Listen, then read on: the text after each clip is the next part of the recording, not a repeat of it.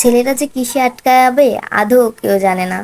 তারা ঘরে সুন্দরী মেয়ে থাকতেও পরকীয়া করে, বা কালো বউ থাকলেও করে। আবার অনেকে আছে যার কালো বউ সে অনেক ভালোবাসে, আর এমন অনেক ফ্যামিলি আছে যার পরীর মতো বউ, কিন্তু সে বউকে পাত্তা দেয় না, বাইরে পরকীয়া করে বেড়ায়।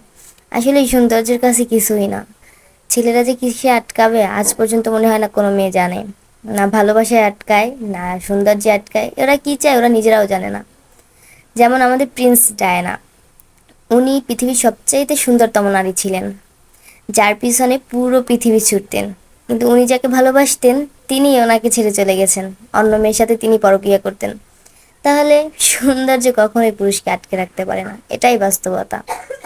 যে থাকবে সে কালো বউ নিয়েও সংসার করবে, আর যে সংসার করবে না তাকে হুর পরি দিলেও সে সংসার করবে না। যেমন এই একজন কাপল আছে, আরমান মল্লিক আর পায়েল। এর প্রথম বউ কিন্তু অনেক সুন্দর, তারপরও সে তার বেস্ট ফ্রেন্ডের প্রেমে পড়েছিল। এমনকি কোনো মেয়ে পারবে না তার স্বামীকে অন্য কারো হাতে তুলে দিতে, কিন্তু সেই আপু কিন্তু ঠিকই তার স্বামীকে তার বেস্ট ফ্রেন্ডের হাতে তুলে দিয়েছিল।